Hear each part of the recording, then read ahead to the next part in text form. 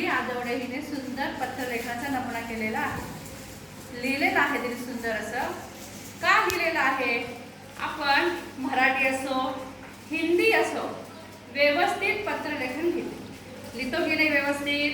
आपल्याला मातृभाषा पण येते, राष्ट्रभाषा सुद्धा येते, त्याच्यातून आपल्याला व्यवस्थित वाक्यरचना करून पत्रलेखन लिहिता येते। मग यासाठी इंग्रजी हा एक विषय आपल्याकडे भाषा विषयाचा तिसरा आहे आणि त्यातील आपल्याला इंग्रजीमधून पत्रलेखन लिहिता येत नाही। का लिहिता येतं? नाही येत ना लिहिता पत्रलेखन।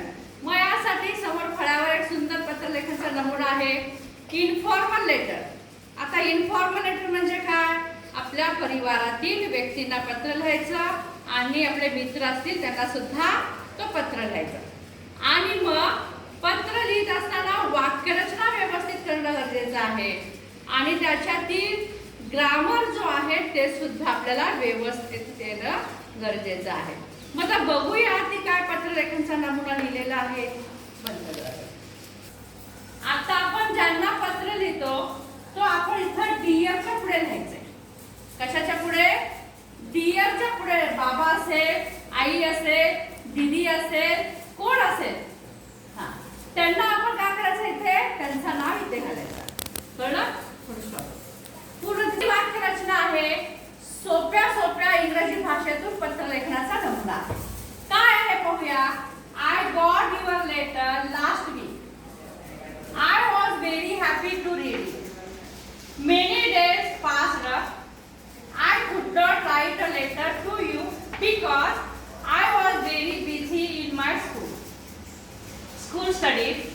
How are you, Dad? I am fine here, Dad. I am fine here, and I hope you are also well. There. Sorry, Dad, but today I am writing a letter to you. हा झाला पहिला परिचय। आपण आपल्या ज्यांना पत्र लिहितो त्यांच्याबद्दल लिहिलेला आहे। मग आता दुसरा परिचय काय आहे? दिलेल्या पत्रातील नियमानुसार विषयानुसार मुद्दे लिहिणे। म्हणजे जो विषय दिलेला आहे पत्राचा पेपरला त्या विषयातील मुद्दे इथे लिहायचे। कळलं ना? आता तिसरा मुद्दा आहे काय आहे? Dad I am waiting for your answer.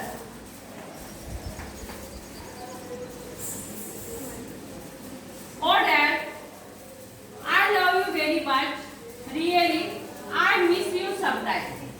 I am very proud of you that you take care to your health. You don't worry about me.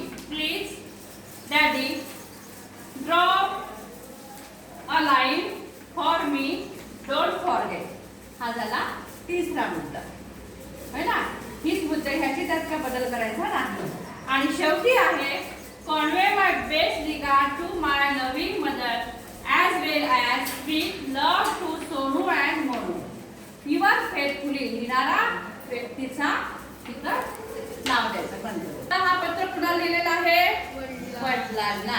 कळलं आता हा पत्रलेखनाचा नमुना? I got your letter last week. I was very happy to read it.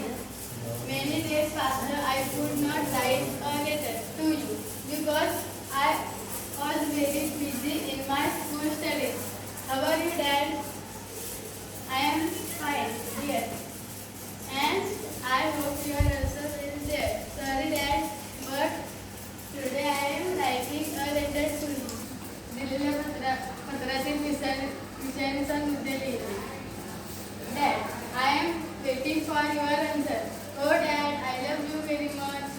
Really, I miss you sometimes. I am very proud of you that you take care of your health.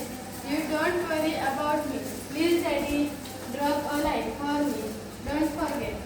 Convey my best regard to my loving mother as well as sweet love to Sonu and Monu.